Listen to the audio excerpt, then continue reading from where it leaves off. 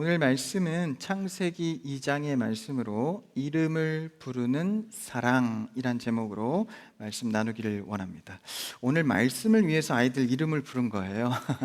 우리가 사랑을 할 때는 이름을 부르는 사랑이다.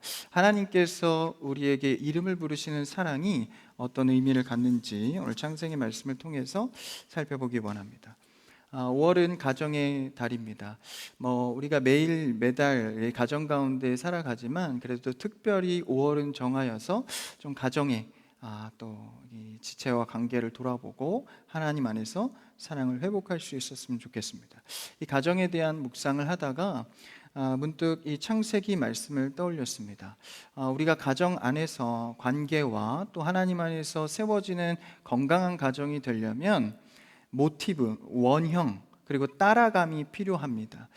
우리 크리스찬들은 어떤 가정을 따라가야 할까요? 하나님께서 정해놓으신 가정을 따라가야 합니다. 그 원형이 창세기 처음 아담과 하와를 만들 때 그 원형을, 가족의 원형을 볼 수가 있습니다. 그래서 우리의 삶, 그리고 또 가정의 이 모본을 볼 수 있는 것이죠. 우리는 신앙생활을 하면서 이 관계를 빼놓고는 설명할 수가 없습니다. 하나님과의 관계, 그리고 이웃 성도와의 관계, 또 가정 안에서의 관계가 있는 것이죠. 하나님과의 관계를 만들어가는 것 자체가 신앙생활입니다. 그래서 우리는 이 관계, 여러 관계를 구축해 가기 위해서 끊임없는 은혜 안에서의 노력이 필요합니다. 그런데 우리가 은혜를 받는다는 것은 그리스도가 우리를 먼저 찾아와 주셔서 관계를 회복해 주셨다라는 것이죠. 그래서 그 회복된 그리스도와의 관계 속에서 수많은 관계들을 이제 재설정하고 회복해 가는 것입니다. 그러면 이 관계에 앞서서 우리가 할 수 있는 일이 무엇인가? 은혜 가운데 먼저 다가와 주신 그리스도의 관계 회복 앞에 우리가 반응하는 일이 먼저입니다. 그러니까 하나님의 말씀을 받고 그 말씀대로 우리가 관계나 가정의 관계들을 어떻게 반응하며 살 것인가. 오늘 창세기 말씀은 그 내용을 잘 설명해 주고 있는데요. 이 창세기 이야기는 하나님이 이 세상을 만드시고 끝내신 것이 아니라 이 세상을 계속해서 운영하고 간섭하시면서 여전히 우리 가운데 계신다는 것을 보여주십니다. 그렇다면 우리의 과제는 이제 내 시급한 일이나 필요한 일에 하나님을 초청해서 맞추는 것이 아니라 이미 우리 가운데 일하고 계시는 하나님을 바라보면서 그 일에 동참을 해야 합니다. 여러분, 하나님께서는 우리의 삶과 가정을 위해서 지금도 창조하시고 운영하고 계십니다. 그것을 응시할 수 있어야 되고 바라볼 수 있어야 하고 그 사역에 동참되어야 합니다. 그러니까 우리가 설정해 놓은 계획, 가정이 목표하고 있는 우리만의 계획을 하나님이 이루어 주시는 것이 아니라 우리 가정과 관계 속에 하나님이 일하시고 있는 것을 바라보고 그것을 순종하며 따라가야 하는 줄 믿습니다. 요한복음 11장에 보면 예수님께서 사랑하는 제자 나사로가 죽어간다는 위급한 소식을 듣게 됩니다. 이 나사로와 그리고 이 두 자매, 이 가정을 너무나도 예수님은 사랑하셨죠. 근데 나사로가 죽을 것 같은 위기에 처해 있다는 소식을 듣고 이제 멀리 떨어져 있는 거리에서 이제 달려가야 하는 상황이었습니다. 교회에도 이런 사정들이 많죠. 갑작스러운 일을 당했을 때 교회가 빨리 가서 문안해주고 기도해주고 세례해주거나 또 장례가 갑자기 났을 때 빨리 가서 장례 위로하고 예배 드리는 것, 이런 일들은 교회에선 굉장히 비일비재한데 그와 마찬가지로 예수님께서 사랑하는 제자, 성도가 위급한 상황에 놓여 있을 때 예수님이 당장이라도 바로 달려갈 것 같았는데 현재 머물고 있던 자리에서 이틀이나 더 머무십니다. 가지 않습니다. 그러니까 의아해하죠. 그렇게 사랑하던 제자가 지금 죽을 위기에 처해 있는데 바로 당장 달려가지 않는 거예요. 그리고 또한 예수님은 베데스다 연못에서 수많은 병자들을 보게 되는데 그 중에 단 한 사람만 고치고 그 자리를 떠납니다. 그리고 우리가 잘 아는 가나 혼인잔치도 우리가 살펴보면 예수님이 그 포도주가 끊어진, 그러니까 혼인잔치의 기쁨이 끊어진 상황에 어머니 마리아가 이 포도주를 공급해달라는 요청에 예수님은 곧바로 움직이지 않습니다. 들어주지 않습니다. 이러한 예수님의 행보와 모습을 볼 때 예수님은 능력이 없어서 하지 않는 것이 아니라 아버지께서 하시는 그 일에만 집중하며 살아갔다라는 것입니다. 그러니까 예수님은 능력과 상관없이, 시급한 일과 상관없이 하나님 아버지의 일이냐 아니면 하나님 아버지 일과 상관없는 일이냐로 구분해서 살아갔다라는 것입니다. 여러분, 우리의 각 가정과 그리고 모든 성도의 관계들 속에서 하나님의 일에 먼저 동참해서 움직이는 여러분 되기를 축원합니다. 그러니까 각자의 사정에 따라서 자꾸 움직이기 시작하면 하나님의 일을 볼 수 없는 것이죠. 그래서 하나님의 일이 계속 딜레이 되는 겁니다. 하나님은 여전히도 오늘도 자신의 일에 우리를 초대하십니다. 그런데 우리가 응시하고 묵상하고 그것을 보지 못하면 자꾸 내 일에 하나님을 초대하게 되는 것이죠. 그래서 우리는 이 창조 신앙 안에서 우리의 삶이 의미를 가지려면 나에게 중요하고 시급한 일이 무엇인가를 찾기 이전에 하나님 아버지가 나와 내 가정에 원하시는 삶의 계획이 무엇인가를 먼저 살펴야 합니다. 그러니까 참된 안식은 이것을 찾아서 발견하는 것입니다. 하나님의 일이 무엇인가 응시하는 것이 참된 안식입니다. 거기에 해결책이 있다라는 것이죠. 그래서 우리는 무언가 주님께 요구하기 이전에 먼저 들어야 합니다. 하나님, 주님께서 우리의 가정에게 원하시는 것이 무엇입니까? 이게 참된 안식이라는 거예요. 뭐 크게는 우리 가정의 큰 목표일 수도 있겠고, 작게는 이번 주 오늘 할 일이 무엇인가를 물을 수도 있겠죠. 어쨌든 하나님의 일을 바라보는 것이 안식이다라는 것이죠. 내일 모레 쉬는 날이 있어서 뭐 내일도 쉬는 분들이 있을지 모르겠지만 이 쉼이라는 것은요, 하나님의 일하심을 생각해 보는 거예요. 그래서 여러분, 쉴 때도요, 너무 시끄럽게 쉬는 것은 성도의 쉼하고 조금 거리가 있습니다. 쉴 때는 좀 그래도 편하게 하나님 앞에 내 삶을 돌아보는 거죠. 하나님께서 뭘 원하시나 천천히 생각도 해보고, 그렇죠? 카페 가서 책도 읽으면서 말이죠. 그런 여유가 필요하다는 것이죠. 너무 정신없고 시끄럽게 보내는 쉼보단 하나님께서 나에게 일하시는 것, 원하시는 것이 무엇일까 잠잠히 응시할 수 있는 참된 안식을 누리는 여러분 되길 바랍니다. 그래서 그 안식, 하나님의 일을 보는 것, 그것을 오늘 이제 말씀 가운데 이야기해주고 있는데, 한번 첫 절 18절을 한번 읽어볼까요? 같이요, 시작. 여호와 하나님이 이르시되 사람이 혼자 사는 것이 좋지 아니하니 내가 그를 위하여 돕는 배필을 지으리라 하시니라. 하나님께서 최초의 인류를 지으시고 아담을 먼저 만드시고 사람이 혼자 사는 것이 좋지 않다고 말씀하셨습니다. 이 본문은 외롭게 혼자 살고 결혼이 늦어지는 사람을 압박하기 위한 본문이 아닙니다. 제가 찔려서 하는 말이 아니라 실제 이 본문은 그것을 위한 본문이 아니라 오늘 말씀해 보니까 혼자 사는 것이 좋지 않다라고 말씀하셨습니다. 하나님께서는 인격적인 분이셔서 좋고 좋지 않다는 것을 우리에게 드러내십니다. 여기서 말하는 좋지 않다라는 것은 틀렸다라는 것이죠. 이는 단순히 외로움을 칭하여 말씀하시는 것이 아니라 하나님을 믿는 자로서 혼자서만 믿으려는 개인주의적 신앙을 기뻐하시지 않는다라는 것입니다. 여러분, 하나님께서는요, 인류의 출발을 공동체로 출발하셨습니다. 가족 단위로 출발했다라는 거예요. 그러니까 하나님을 믿는 자들은 공동체적으로 신앙생활하는 것을 원한다라는 것이죠. 개인주의적 신앙을 하나님은 좋지 않다라고 말씀하십니다. 오늘날 시대에도 개인주의적 성향이 날로 강해지죠. 오히려 사회는 그것을 요새는 권면합니다. 그것이 요새는 워낙 자연스러워서 이젠 당연하기도 하고 그것을 비판하기도 무색할 정도로 자연스러운 시대가 됐습니다. 그런데 이런 시대의 문화 흐름의 형태를 그대로 교회로 갖고 왔을 때 우리 교회 성도들이 추구해야 하는 방향성과 맞지 않다라는 거예요. 우리의 신앙의 형태와 성도의 관계, 그리고 하나님과의 믿음의 관계는 유기적이고 관계적으로 이루어지게 하나님께서 설정해 놓으셨습니다. 혼자 하는 것으로 설정해 놓지 않았다라는 것이죠. 그러니까 창세기의 법칙들은 인류 보편적 처음의 원형의 가치로 정해진 것이기 때문에 여자와 남자 성별을 구별해서 이견 없이 그냥 설정하셨듯이 개인주의적 신앙이 아니라 공동체적 관계적 신앙을 하라고 설정해 놓으셨다라는 것입니다. 그러니까 이것은 현상적으로 우리가 알 수 있는 것인데, 첫 번째 개인주의 신앙의 특징은 하나님을 수단화한다라는 것입니다. 이 개인주의적 신앙생활을 하는 자들을 가만히 보면 수단으로서 신앙생활을 합니다. 그러니까 내 위주다라는 거예요.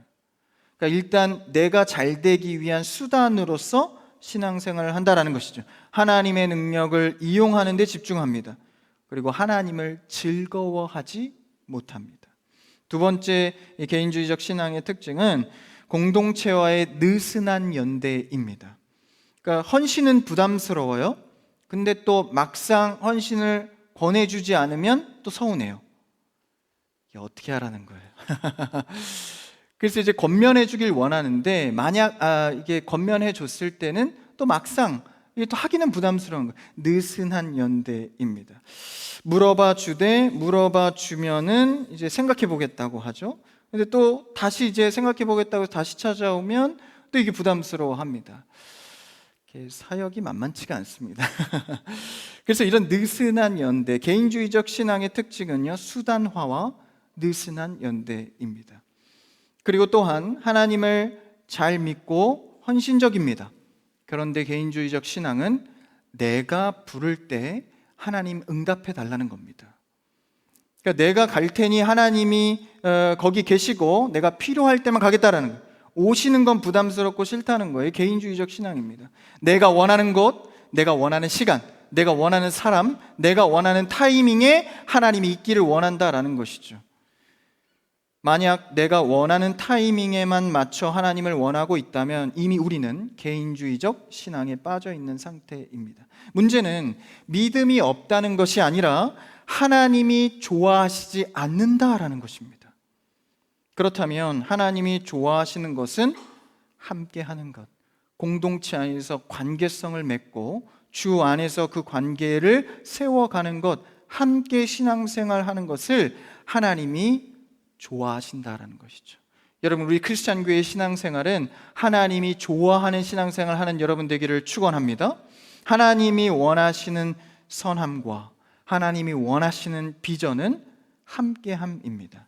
이 함께함의 기원은요, 창조 이전으로 갑니다. 그러니까 창조가 되기 이전에 스스로 계신 새 하나님, 삼위의 하나님으로부터 출발합니다. 함께의 개념은요, 이미 성부, 성자, 성령 하나님으로부터 발현된 것입니다.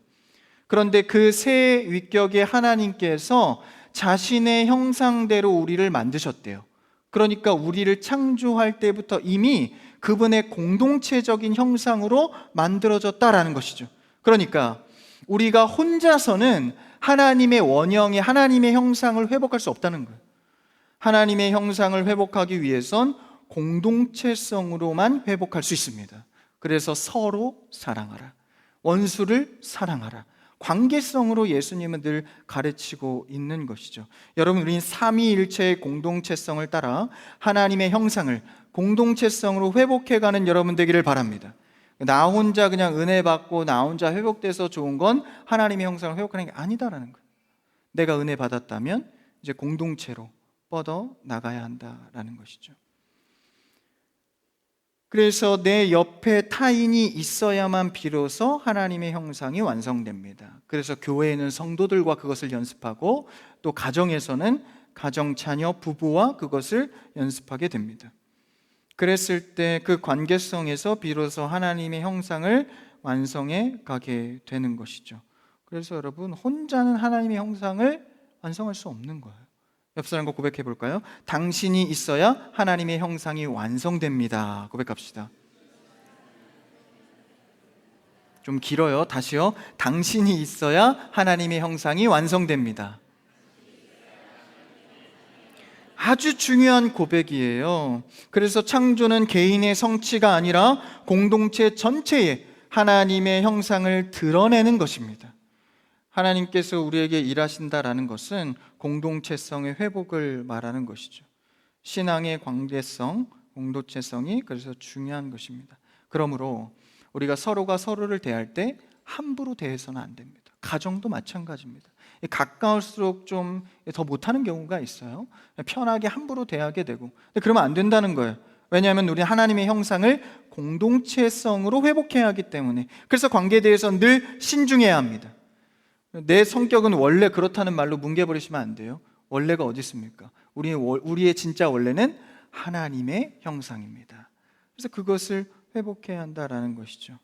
그래서 하나님이 창조 질서를 오늘도 우리의 삶에 운행하고 계신다는 것은 개인의 목적과 비전만을 이루어가는 것이 아니라 공동체 전체에 하나님의 형상을 어떻게 드러내고 만들어 가실 것인가에 관심이 있다라는 것이죠.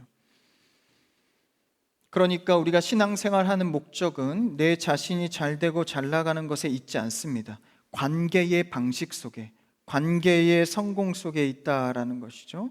그래서 서로 공감하고 들어주고 위해주는 작업이 필요한 것입니다. 예수님도 우리의 인생 속에 들어오셔서 직접적으로 일하시고 들으시고 우리 이야기 속에 공감하셨다라는 것이죠. 그래서 관계를 구축한 공동체성의 회복 아닙니까? 이 공동체성의 회복을 이제 구체적으로 이렇게 이야기합니다. 19절 다음 절을 한번 읽어볼까요? 시작.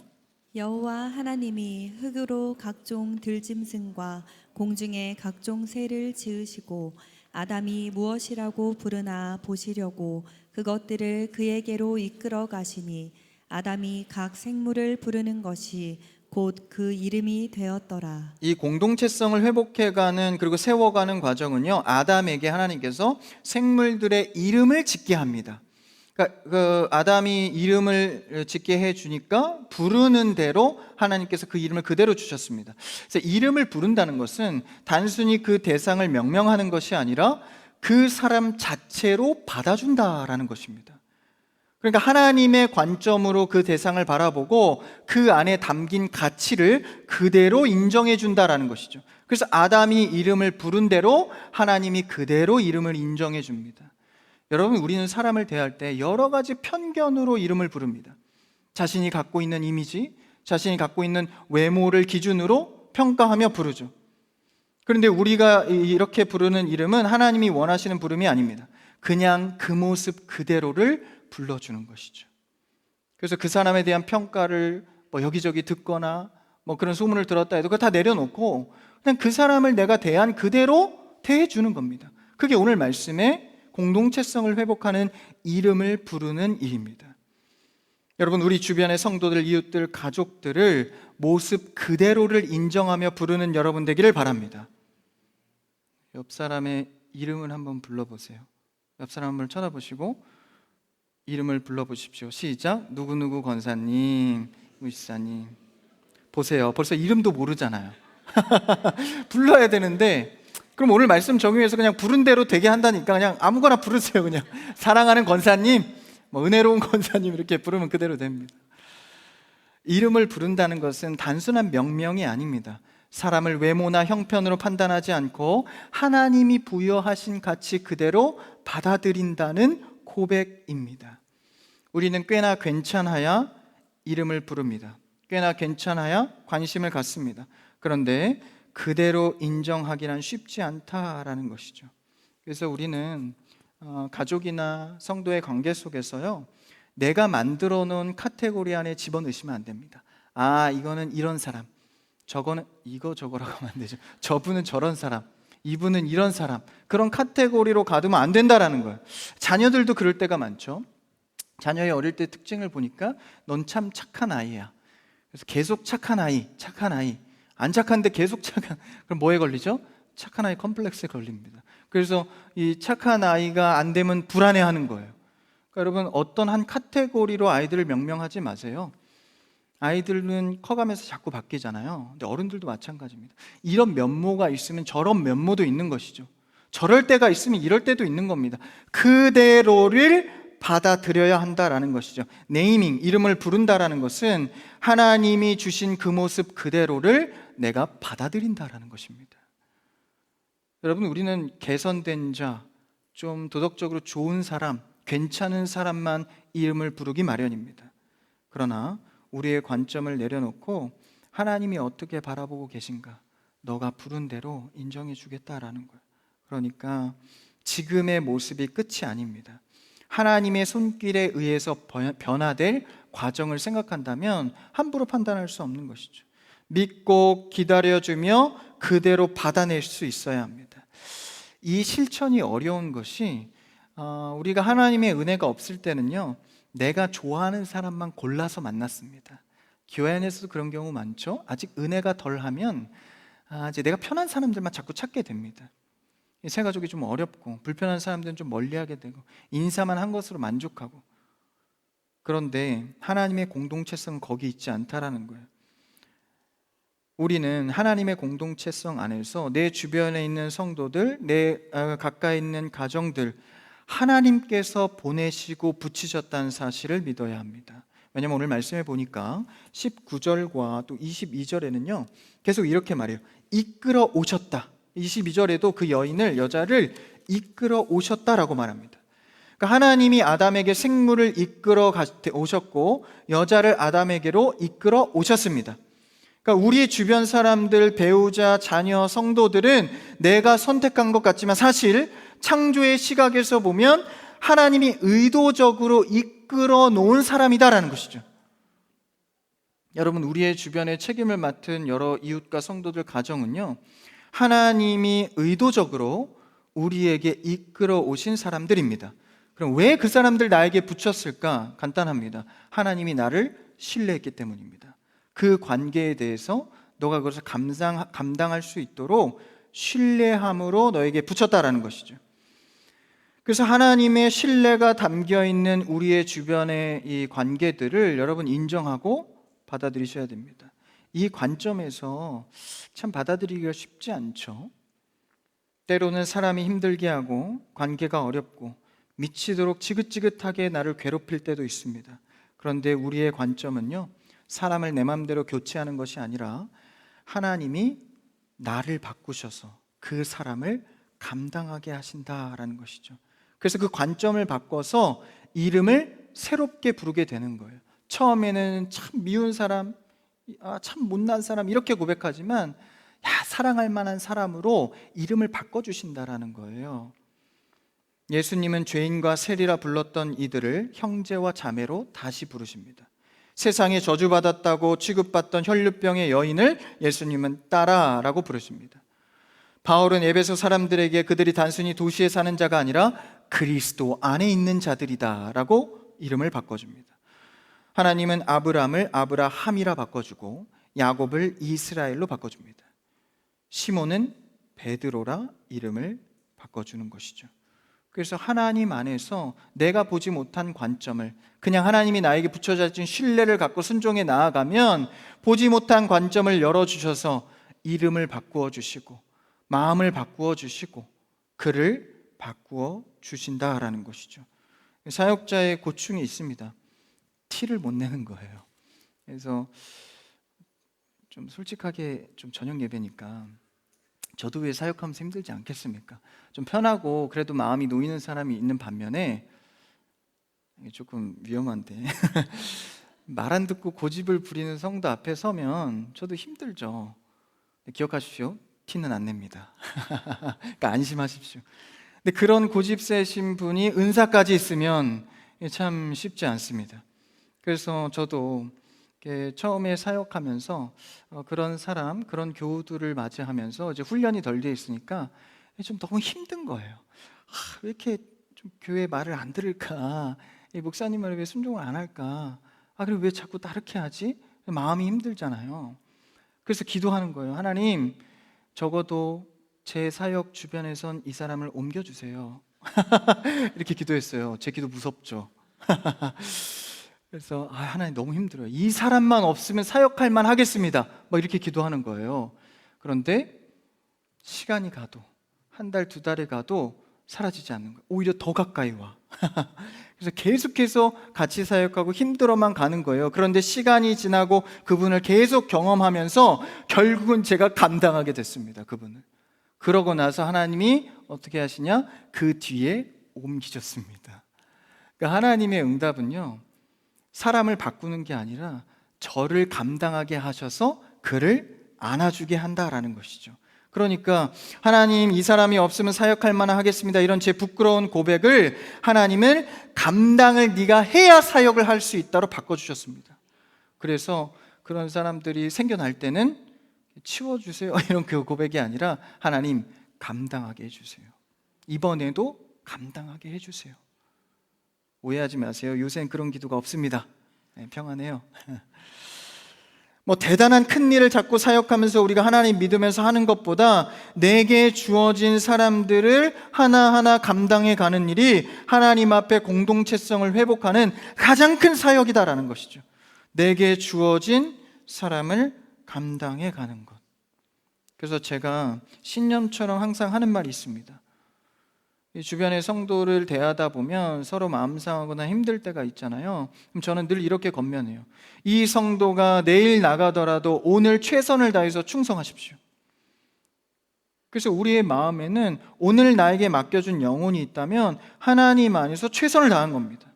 그게 하나님이 나에게 맡겨준 사명이다라는 것이죠.